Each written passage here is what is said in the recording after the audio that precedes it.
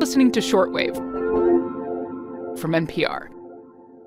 Maddie Sofia here with none other than NPR East Africa correspondent Ader Peralta. Hey there, Ader. Hey, Maddie. Thank you so much for talking to us all the way from Kenya. I know there is like an 8-hour time difference.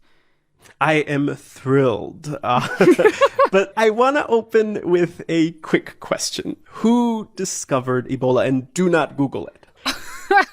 Okay, first of all, how dare you ask me a question I should definitely know the answer to and don't. And yeah, I already Googled it. And what came up was Peter Piot, a Belgian microbiologist. But I think you're about to tell me there's more to this story there. Absolutely. There always is, right? So, I mean, you cheated. Yep. And what you probably saw is a bunch of white Westerners like Piot. Dr. Jean-Jacques Muyembe does not. Yeah, he was not one of the people that came up. Yeah, so he's a Congolese doctor, and today he's doing really important work heading up the response to the current Ebola outbreak in Congo. But back in 1976, Muyembe, he was the first doctor to collect an Ebola sample. Wow. And his crucial role in discovering Ebola is often just a footnote. A lot of the history of Ebola has been written without your name in it. Yes, but, there's... yes, it is not correct. It is not correct. So today on the show, correcting the record on Ebola, the story of Dr. Jean-Jacques Muyembe. And what he's doing now to ensure African scientists are part of writing its future. To some in the medical community, it's a controversial move. Support for this NPR podcast comes from Sierra Nevada Brewing Company, family-owned, operated, and argued over since 1980. Proud supporter of independent thought, whether that's online, over the air, or in a bottle. More at sierranevada.com. Support also comes from Bayer. Bayer is helping advance stem cell therapy to repair heart tissue to keep hearts stronger longer. From advances in health to innovations in agriculture, Bayer is advancing science for a better life. At Bayer, this is why we science.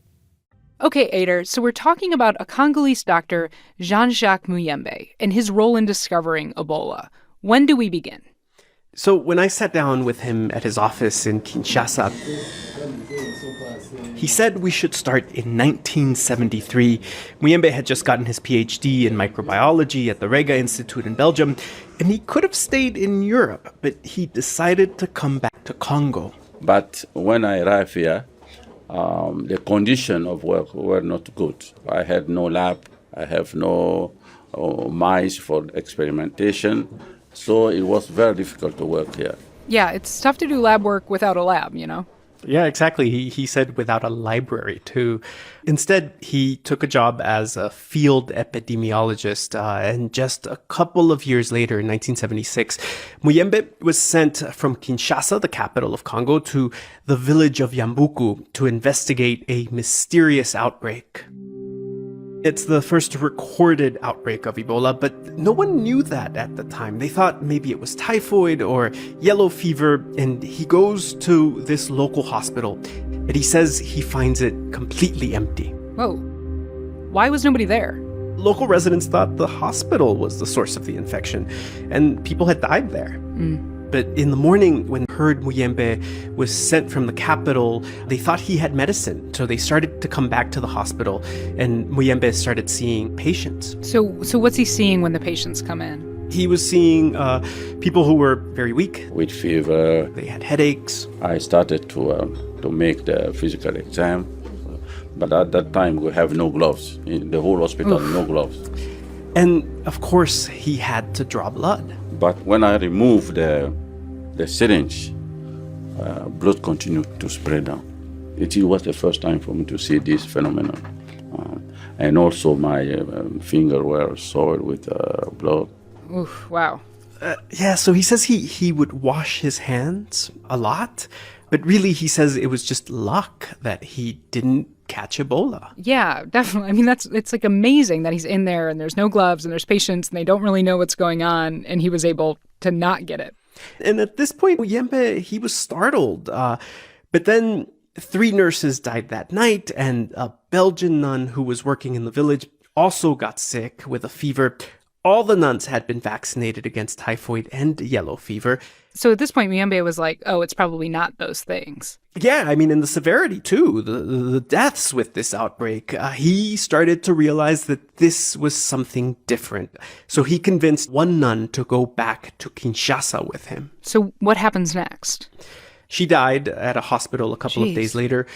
But he took blood samples and he sent them to Belgium for testing. And the guy on the other end, that was Peter Piot, who at the time was with the Institute for Tropical Medicine in Belgium.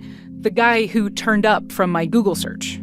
Yeah, that's right. And so he and other scientists start working to identify the culprit. The CDC in the US gets involved, and they realize this is a new virus that caused hemorrhagic fever.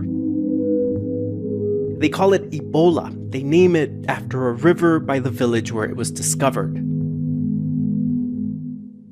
So what Muyembe saw out in the field, the blood samples he got, all of this plays a crucial role in the history of Ebola, right? It was huge, but it's Piot who gets the bulk of the credit for discovering Ebola.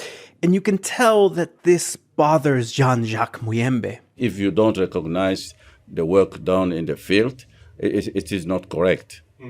It is a team. It is a team. Piot actually wrote a memoir, No Time to Lose, and he does mention Muyembe, but just in passing as a bright scientist who's constantly pestering him for more resources. Has Piot talked about this? Well... Peter Piot, FaceTime video. Hello? So I got Piot on the phone. Here we go. He's now the director of the prestigious London School of Hygiene and Tropical Medicine. And I asked him if he felt at all responsible for writing Muyembe out of his history of Ebola. I think that's a fair comment, but my book was not an attempt to write, let's say, the history of Ebola and so on, but more my personal experience. It's more a biography in that sense. Huh. Was this kind of like an awkward conversation to have, Ader? I mean, especially because he's Belgian, and right. Belgium was the colonial power in Congo. I mean, ultimately, he looks at it with a little bit of distance. He says that at the time, African scientists, they were simply excluded, and white scientists parachuted in, they took samples, wrote papers that were published in the West, and they took all the credit. So he actually said that. He did. And I mean, and that actually surprised me. And I think part of the reason I feel that he's so comfortable talking about this is because he's in an academic setting. I think, in universities across the world, students are talking about privilege. So he seems like he is very comfortable having this conversation right now. Wow. I mean, there's something very weird kind of about that coming from him, right? As a person who has admitted to taking part in exploitative science. Absolutely. And one of the good things is that he says that things are changing. Muyembe, for example, has received several international awards just recently for pioneering the first effective treatment for Ebola. That reflects, I think, the power relations in global health and in science in general. So, okay, I want to ask you about the treatment in a minute. But to put it very bluntly, have there actually been any concrete steps to try to change this power dynamic in the global health field? Because this is certainly not one of, 2 stories. This is one of many, many stories. There is. I mean, look, Muyembe has made a decision that many thought unthinkable even just a few years ago. He decided that all of the blood samples collected during this most recent Ebola epidemic will stay in Congo. So if anyone wants to study this outbreak, they will have to come to his institute. I bet that has ruffled some feathers, though. I've heard from some American scientists who have privately expressed frustrations, and they are really the ones who have led the way in studying Ebola. But Piot understands the decision. When you think about how African scientists have been historically treated, and he says that Western scientists should just get over it. We have to wake up to two things. One, the world has changed, and two, it's a matter of fairness. It's so weird to hear him say a matter of fairness, Ader. A matter of fairness. Okay, so before we move on, tell me about the treatment that Muyembe worked on. So this is the thing that makes him smile, right? Muyembe calls it the most important achievement of his life. And it goes back to 1995 during another Ebola outbreak in Congo. 81% of people infected with Ebola in this village were dying. Wow. And he wondered if antibodies developed by Ebola survivors could be siphoned from their blood and used to treat new cases. So he gave sick patients transfusions of blood from Ebola survivors. So he injected Ebola patients with the blood survivors. Eight patients and 7 survive. He says the medical establishment wrote him off because he didn't have a control group. That's what they told him. But if this idea was accepted by scientists, we save a lot of life.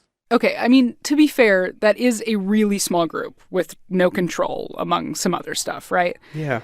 But on the other hand, it doesn't mean that he was wrong, that it should be totally dismissed. And maybe if more scientists looked into it, collaborated with him, maybe tried to replicate that data in some way, they could have learned something with him, right? Because we now know that he was, in fact, correct about the antibodies.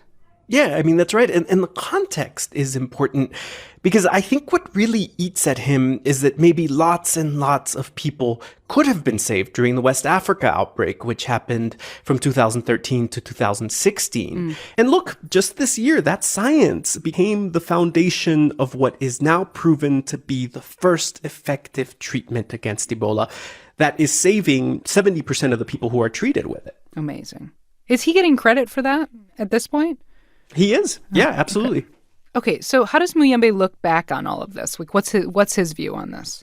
So he's 77, so he's obviously thinking about his legacy. Sure. And, one of the things that he told me is that he's always dreamed that big science could come out of Congo. And partly because of him, that's more likely to happen. He got a commitment from Japan to build a state-of-the-art research facility in Kinshasa.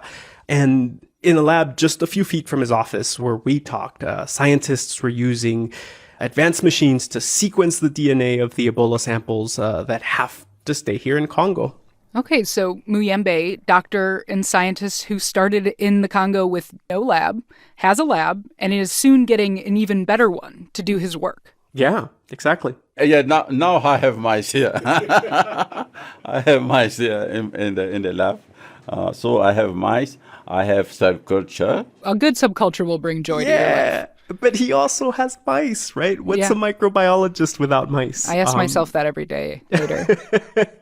And so, what he says is that his biggest legacy won't be that he helped to discover Ebola or a cure for it. It'll be if another young Congolese scientist finds himself with an interesting blood sample, he'll be able to investigate it right there in Congo. Ader, thank you for this. Thank you, Maddie. Today's episode was produced by Rebecca Ramirez and edited by Viet Le. Our engineering queen today was Natasha Branch. Thanks, Natasha. You've been listening to Shortwave from NPR. We'll see you tomorrow.